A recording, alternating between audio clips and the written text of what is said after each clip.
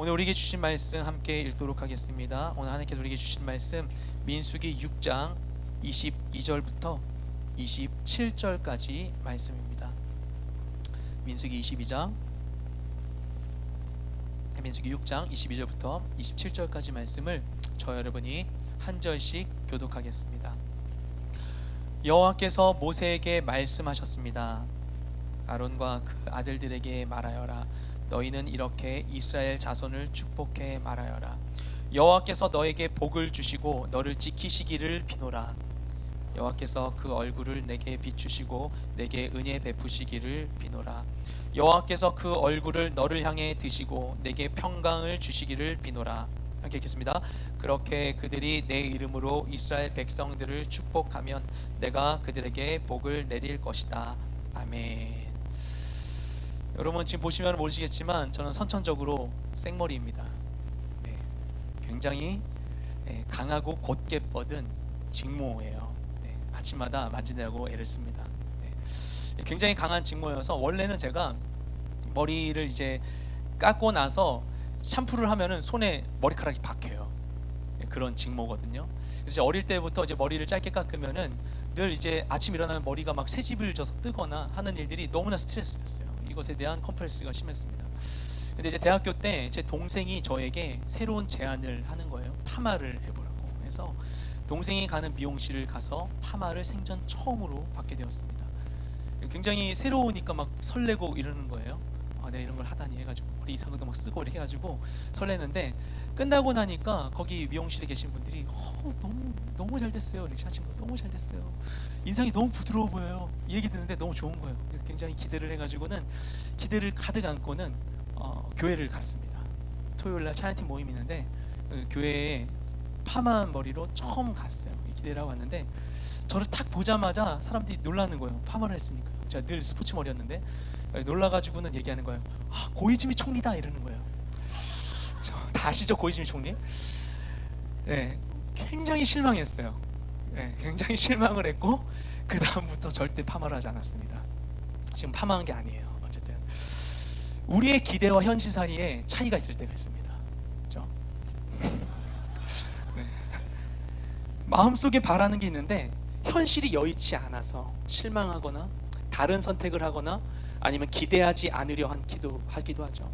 그것이 반복되게 되면 내 기대가 좌절되는 일들을 반복되게 되면 결국에는 원하는 것을 건강하게 표현하지 못하는 성인 아이로 자라게 됩니다. 그런데 우리 삶의 기대와 현실 간의 괴리를 좁히기 위해서 하나님께서 사용하시는 방법들이 있습니다. 그 중에 하나가 축복입니다.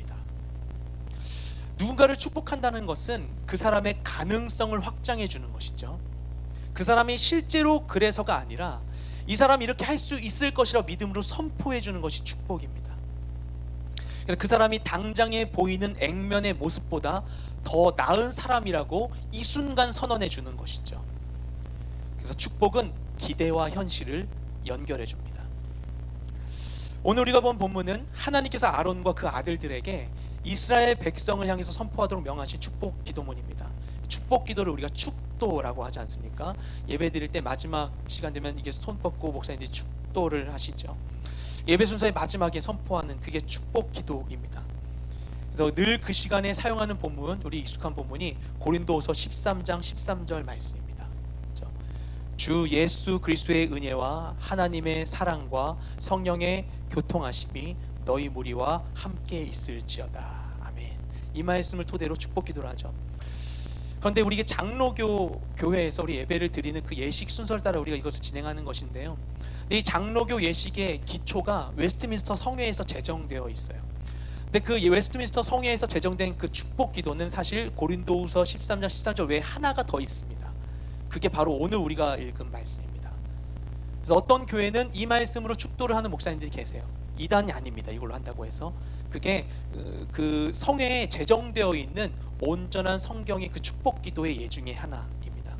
오늘 이따가 이것으로 함께 축복 기도를 하면 좋을 것 같아요.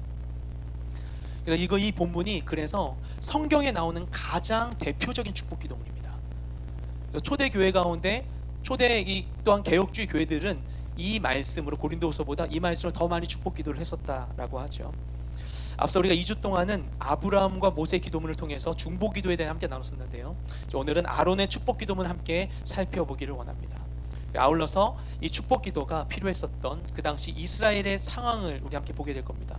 그래서 보면서 오늘날 우리에게 필요한 하나님의 복을 생각해보고 또 서로를 향한 축복의 역할을 감당하는 우리가 될 수 있기를 소망합니다. 우리 함께 오늘 본문 22절과 23절 말씀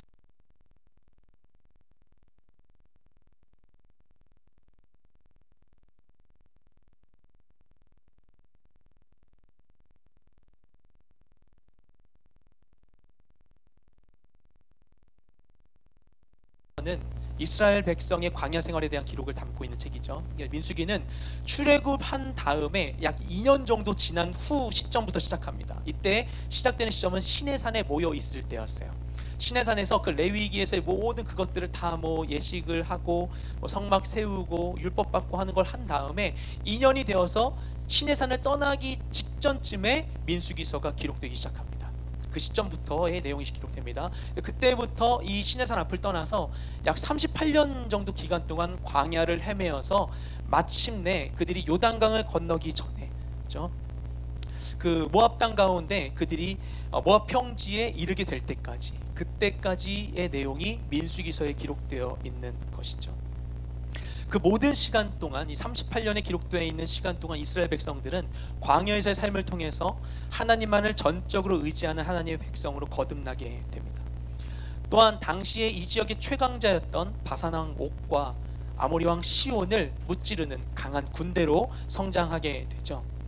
결국 이렇게 되는 것은 무엇인가 하면 이들이 가나안 땅을 육적으로 그리고 영적으로 정복할 수 있도록 하나님께서 이들을 훈련시켜 주시는 과정이었던 것입니다. 그런데 38년 동안 그들이 이와 같은 행군의 여정들을 지내게 되는데 이 광야에서의 이러한 변화가 그냥 이루어진 게 아니었습니다. 이들은 원래 노예들이었죠. 이 모든 여정이 시작되기 전에 막 출애굽해서 광야에 이제 막 나온 오합지졸 같은 이들을 하나님께서는 시내산 앞으로 먼저 모으십니다.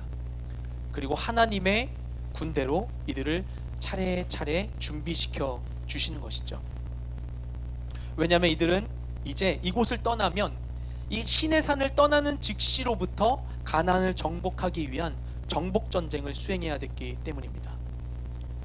그래서 시내산에서 하나님과 언약을 체결하고 그리고 성막을 세우고 제사제도와 각종 율법을 수여받으면서 그들은 점차 이집트의 노예에서 광야의 정복자로 탈바꿈하게 됩니다. 이 모든 절차를 10개월에서 1년 정도의 기간 동안 이것을 진행한 후에 본격적인 출정을 준비하게 됩니다. 그리고 그 맥락 가운데 오늘 본문이 있게 되는 것이죠. 군대가 되어서 광야로 나아가는 이스라엘을 위해서 하나님께서 친히 축복의 내용을 정리해 준 것이 오늘 말씀인 것입니다. 이들이 한 군대이기 때문에 민족적 단위로 이들을 축복하고 온전히 세우기 위한 축복의 내용을 하나님께서 여기서 정리해 주셨던 것이죠. 아직 전쟁 한번 치러보지 못한 풋내기 군대, 그들이 위험한 광야로 들어서게 되는데 어떤 일을 당할지 모를 그 이스라엘의 앞길을 하나님께서 축복 기도를 통해서 미리 예비해 주신 것입니다. 우리 인생 가운데도 하나님은 우리를 광야로 인도하실 때가 있습니다. 혹시나 내가 지금 광야 가운데 있다 이렇게 생각하시는 분이 계실지도 모르겠어요. 아니면은 나는 날마다 광야 갑니다 하실지도 모르겠어요. 그런데 하나님이 우리를 이 광야 가운데 보내실 때 결코 그냥 보내지 않으신다는 것이죠. 아담과 하와가 에덴 동산에서 추방될 때 추방되는 죄 지은 그들을 위해서 하나님은 가죽옷을 입혀서 보내십니다. 예수님께서 12 제자를 전도하도록 둘씩 짝지어 보내실 때 그들에게 더러운 귀신을 제어하는 권능을 주셨다라고 기록되어 있습니다. 또 예수님께서는 잡히시기 전날 밤에 이 제자들이 나를 배신할 건데 배신할 애들이 배신하는 것에 대해서 괘씸하게 생각하기보다는 이들이 곧 있으면 스승을 잃어버리고 방황하고 괴로워할 것이라 생각하셔서 이미 이들을 위해서 앞서 기도하셨다고 말씀하십니다. 그래서 시몬아 사탄이 너희를 밀가부로 하려고 내게 요구하였으나 내가 너를 위해서 너의 믿음이 떨어지지 않기를 이미 기도했다. 그러니까 너 나중에 정신 차리면 너의 친구들, 너의 동료들, 너의 형제들을 함께 북돋아 줘라. 네가 해줘라. 이렇게 말씀하셨어요. 전날 밤에 내가 이미 기도했다. 너의 방황을 위하여서. 이처럼 주님은 우리를 세상으로 보내시되 결코 그냥 내보내시지 않으시는 것이죠. 예수님께서 70인을 파송하실 때, 누가복음 보면 70인 파송하실 때 말씀하시기를 내가 너희를 보내는 것이 양을 이리 가운데 보내는 것과 같다. 어린 양을 이리 가운데 보내는 것과 같다 말씀하신 것처럼 주님은 마치 아이를 물가에 내놓은 어미의 심정과 같이 우리들의 삶을 감찰하시며 우리와 동행해 주고 계시는 것입니다. 로마서 8장 26절에서 바울이 이렇게 이야기합니다. 우리 함께 읽겠습니다. 시작. 이와 같이 성령도 우리의 연약함을 도우시나니 우리는 마땅히 기도할 바를 알지 못하나 오직 성령이 말할 수 없는 탄식으로 우리를 위하여 친히 간구하시느니라. 아멘. 네. 자막이 준비되지 않았어요? 다시 한번 제가 읽겠습니다. 막 당황하실 것 같아서. 이와 같이 성령도 우리의 연약함을 도우시나니 우리는 마땅히 기도할 바를 알지 못하나 오직 성령이 말할 수 없는 탄식으로 우리를 위하여 친히 간구하시느니라. 아멘. 우리가 스스로 구할 바를 알지 못하는 중에 우리는 내가 어디 있는지도 모른지, 내가 절벽 앞에 있는지 불길 앞에 있는지, 얼마나 위험하고 참담한 상황 가운데 있는지 나조차도 알지 못해서 하나님께 기도하지도 못하고 있는데, 그런 우리를 보시는 주님께서는 나의 삶의 진정한 모습을 알고 계시기에 말할 수 없는 탄식으로 간절한 우리를 위해서 성령님께서 하나님께 간구해 주신다는 것입니다. 그렇죠? 이와 같이 하나님께서는 광야로 나가는 이스라엘을 위해서도 대제사장인 아론과 그의 아들들이 축복 기도를 하게 해 주십니다. 하나님은 그들이 가지 못한 그 광야를 만드신 분이시죠. 그리고 그곳 가운데, 그 사막 가운데 풀이 자라고 마르고 벌레가 지나가고 전갈이 지나가는 것도 그 작은 일, 그 사막 가운데 일어나는 그 작은 일들도 하나님은 다 감찰하고 계시는 분이십니다. 그래서 하나님께서는 그들이 당할 모든 일을 앞서 다 알고 계시기 때문에 그들의 발길을 인도하시기 위해서 이와 같은 축복의 기도를 허락해 주셨던 것이죠.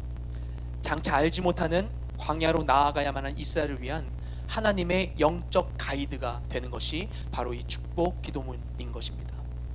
우리 함께 이 기도문을 통해서 각자의 광야로 나서야 하는 우리의 여정에 필요한 게 무엇인지 우리가 함께 살펴보기 원합니다. 첫째로, 광야의 여정에는 안전이 필요합니다. 우리 함께 24절 말씀 읽도록 하겠습니다. 시작. 여호와께서 내게 복을 주시고 너를 지키시기를 비노라. 하나님께서 그들이 기도하도록 하신 첫 번째 내용은 무엇인가 하면 여호와께서 그들에게 복을 주시고 그들을 지켜주시는 것이었습니다. 이는 외부로부터의 안전을 이야기하는 것입니다. 외부로부터의 안전. 왜냐하면 광야라는 곳이 몸을 숨기거나 의탁할 수 있는 어떤 것이 없는 곳이기 때문인 것이죠.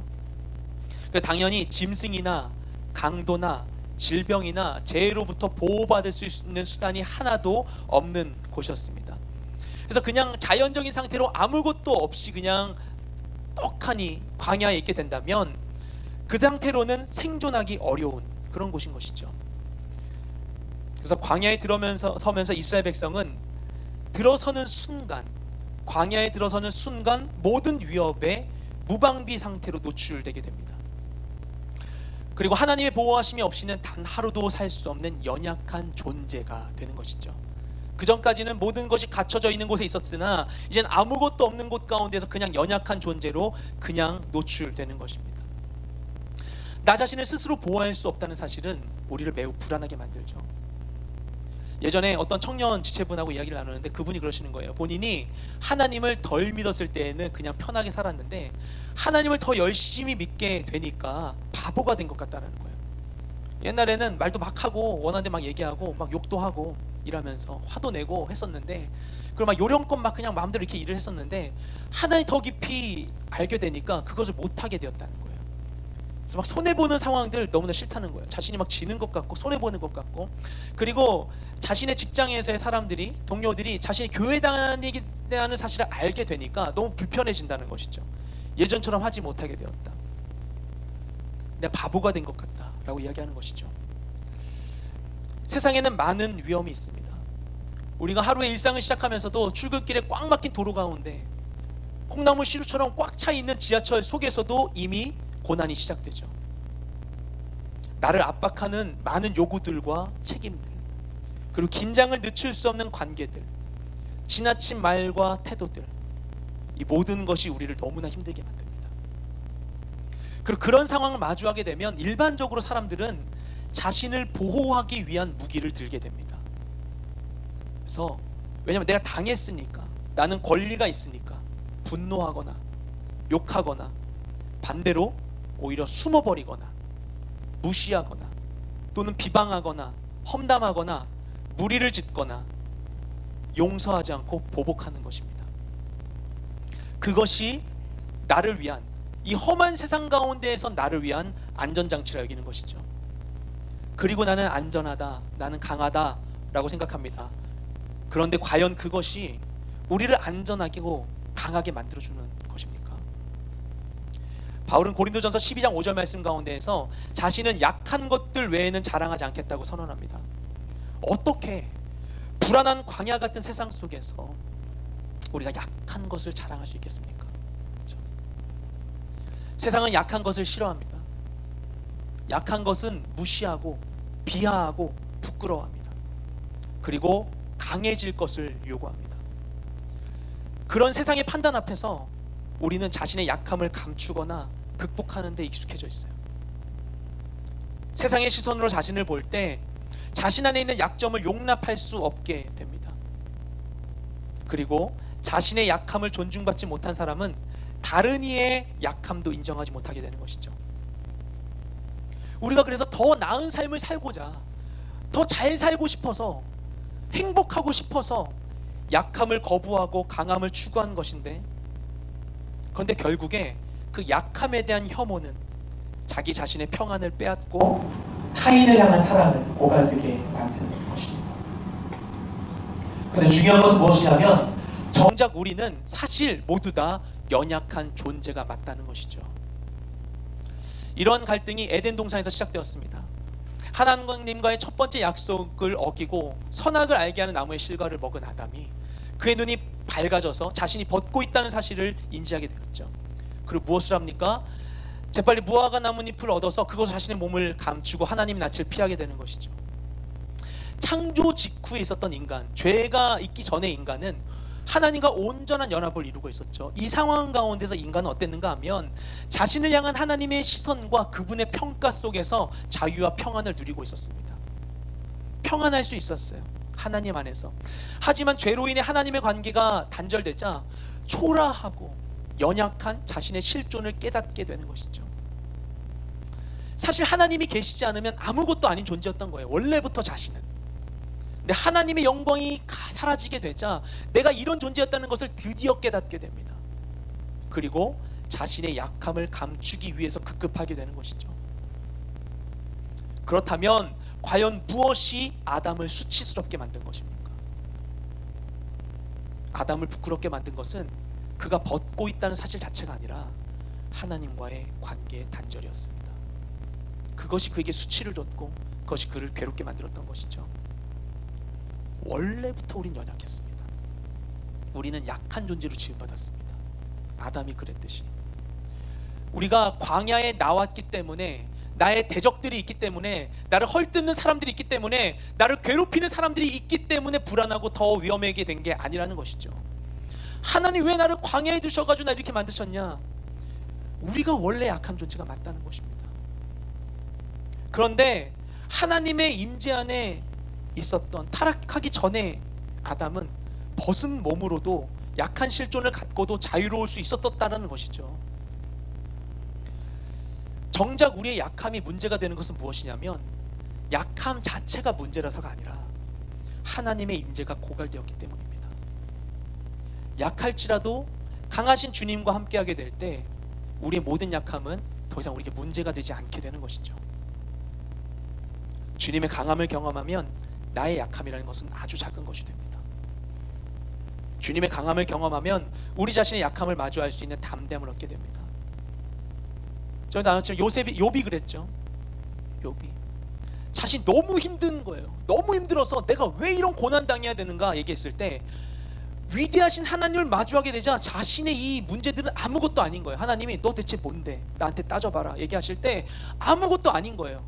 이 상황 가운데 욥이 그냥 인간적으로 막 수치스러워하거나 뭐 아니면 그 가운데서 막 되게 막 분해하거나 나 사실 굉장히 괴로운데 하나님 저렇게 따지시니까 할 말 없네 이렇게 굴지 않습니다.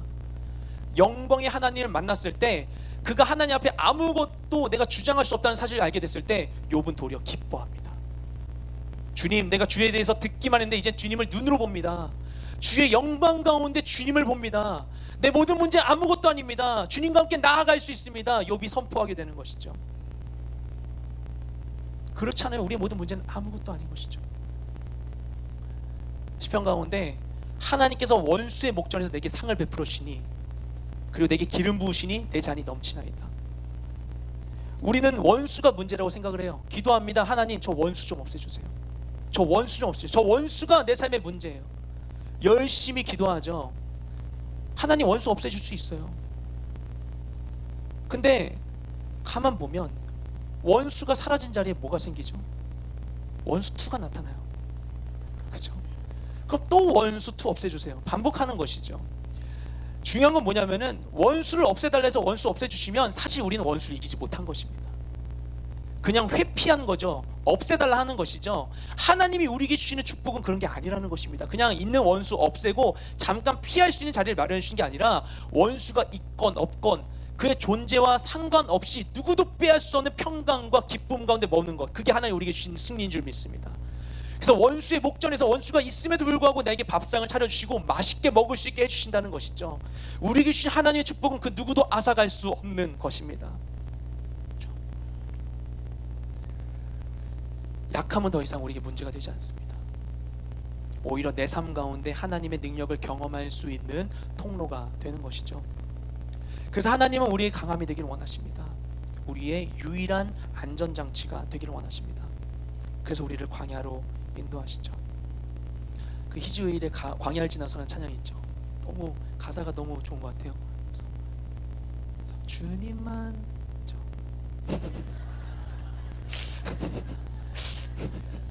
설마 부를 줄은 몰랐죠. 저도 몰랐어요. 주님만 내 도움이 되시, 주님만 내 빛이 되시는, 주님만 내 친구 되시는 광야죠. 주님 손 놓고는 단 하루도 살 수 없는 곳, 뭐죠? 광야. 감사합니다. 센스. 광야에 서 있네. 아멘. 네, 광야. 아무것도 의지할 수 없는 곳. 주님 그 광야로 우리를 인도하십니다. 아무것도 의지할 수 없는 곳에서 하나님만 의지할 수 있도록, 거짓된 평안에서 진짜 평안으로 나아갈 수 있도록 우리를 광야로 인도해 주시는 것이죠.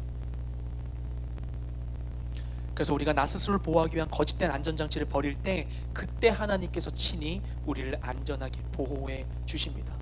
그 주님을 더욱 경험하게 되길 소망합니다. 둘째로, 광야의 여정에는 은혜가 필요합니다. 우리 함께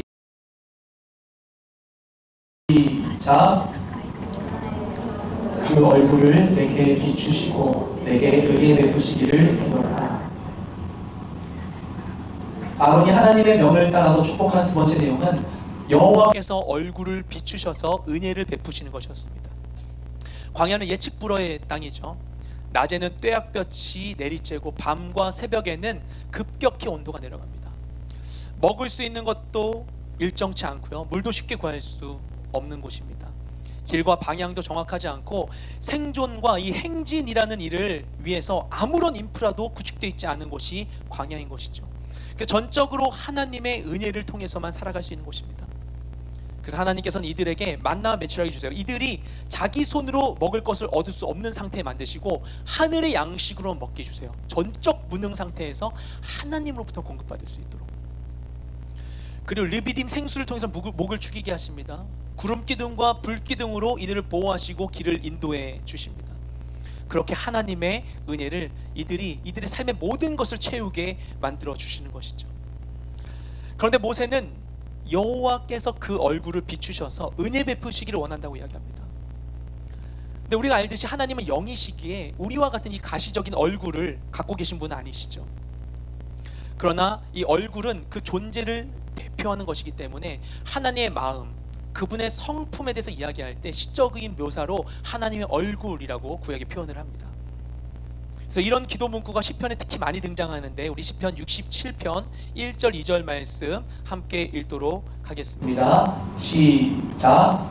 하나님은 우리에게 은혜를 베푸사 복을 주시고 그의 얼굴빛을 우리에게 비추사 셀라.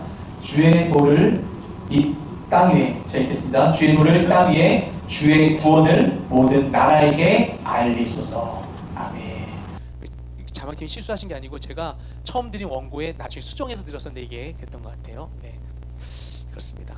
하나님은 우리에게 은혜를 베푸사 복을 주시고 그의 얼굴빛을 우리에게 비추사. 그래서 주의 도를 이 땅 위에, 주의 구원을 모든 나라에 알리소서. 아멘. 특히 시편에 주의 얼굴을 구하는 기도가 되게 많이 나옵니다. 주의 얼굴빛을 내게서 거두지 마시옵소서.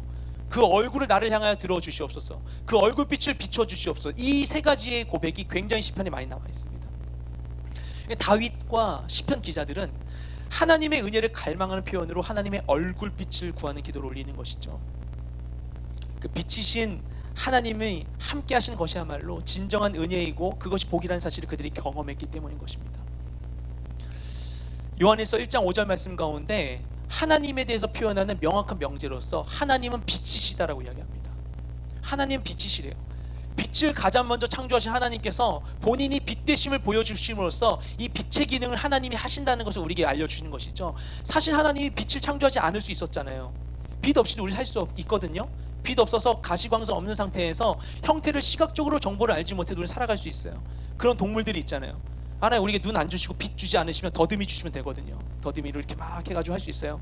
근데 불구하고 하나님이 빛을 주셨어요. 눈을 주셔서 볼 수 있게 해주셨어요. 이것을 통해서 빛의 기능과 역할을 알게 해주시면서 하나님 말씀하시기를 내가 그 빛이다라고 말씀하시는 것입니다. 우리 앞을 환하게 비추는 그 빛, 그게 하나님이신 것이죠. 그래서 광야 같은 어둠 속에서 우리가 구할 것은 오로지 하나님의 임재인 것입니다. 빛이 임하면 어둠은 떠나가기 때문인 것이죠. 빛의 존재는 곧 어둠의 소멸입니다. 토미 테니의 다윗의 장막이라는 책이 있는데 그 책 가운데에서 이런 예화를 듭니다.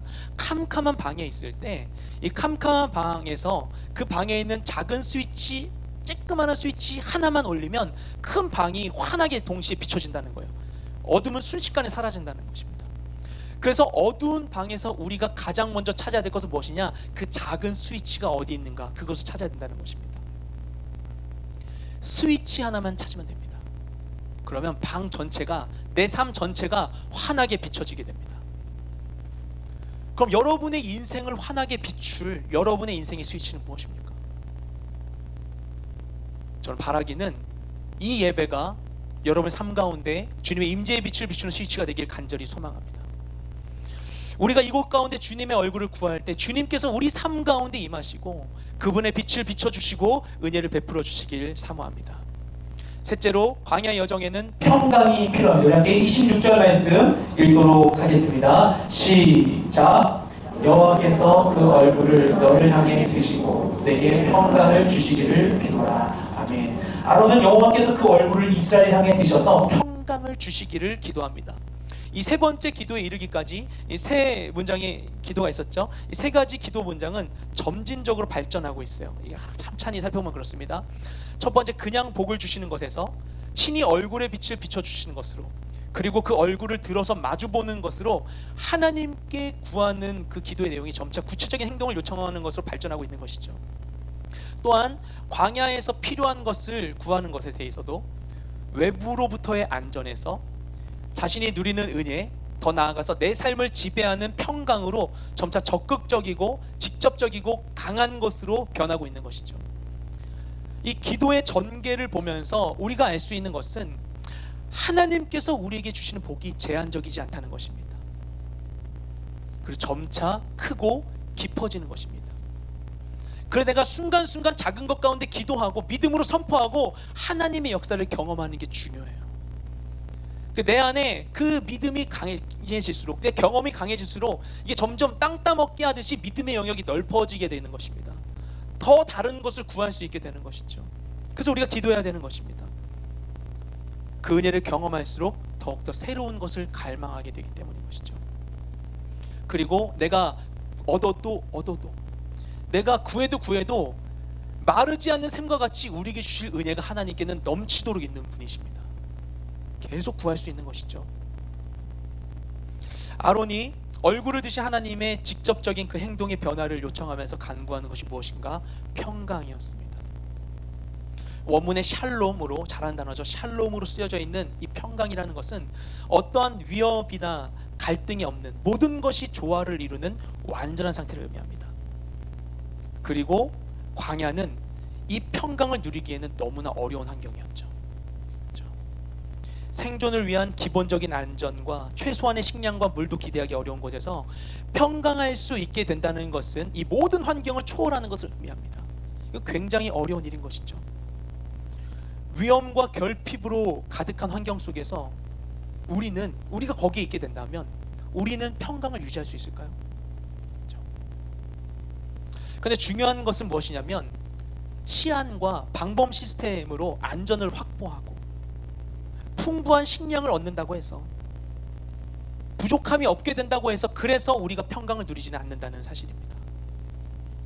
제가 한참 전에 봤었던 한 남성 잡지에서 기획으로 세상에서 가장 바쁜 남자를 취재했다고 해서 기사가 있었어요.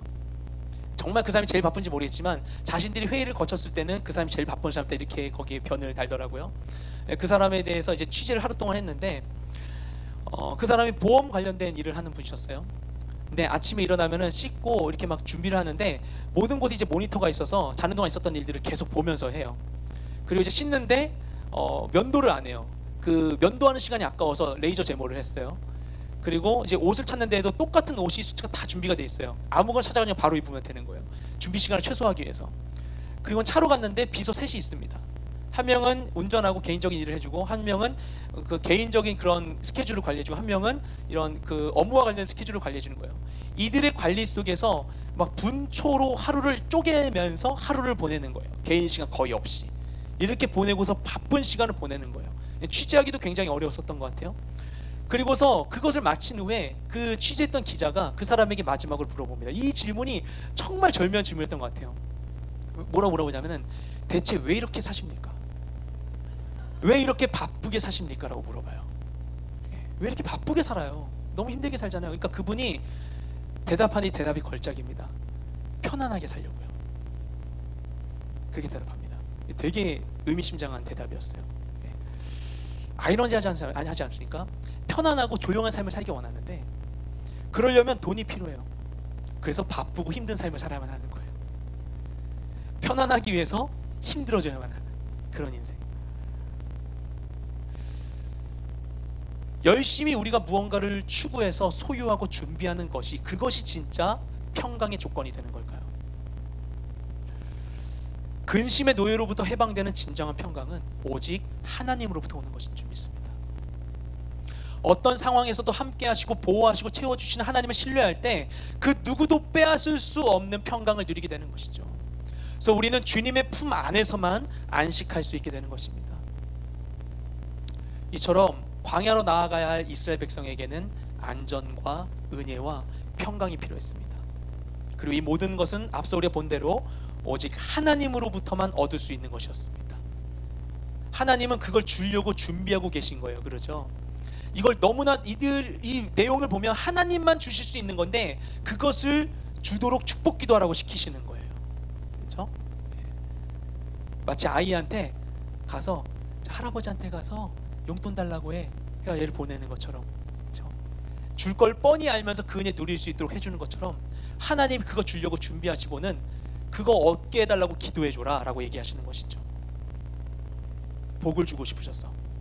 그래서 이와 같은 축복 기도를 아론에게 명하십니다. 우리 함께 27절 말씀 읽도록 하겠습니다. 시작. 그들이 내 이름으로 이스라엘 백성들을 축복하며 내가 그들에게 복을 내릴 것이다. 아멘. 하나님께서는 아론이 축복 기도를 하면 바로 복을 주시겠다고 말씀하십니다. 재밌는 표현이죠. 사람의 축복을 통해서 전능하신 하나님이 복을 주시겠다는 것입니다. 하나님께서는 이스라엘에게 복을 주시기 위해서 아론과 그 직계 자손을 택하시고 제사장으로 거룩하게 구별해 주셨습니다. 또한 하나님께서는 베드로전서 2장에 나온 것과 같이 오늘날 우리를 왕같은 제사장으로 삼아 주셨죠. 우리를 그리스도의 보혈로 씻으시고 그 아론과 그의 아들들을 정결하게 했던 그 어떤 염소와 양의 피보다 더욱더 거룩한 예수 그리스도의 보혈로 우리를 정결하게 씻어주시고 우리를 왕같은 제사장으로 삼아 주셨습니다.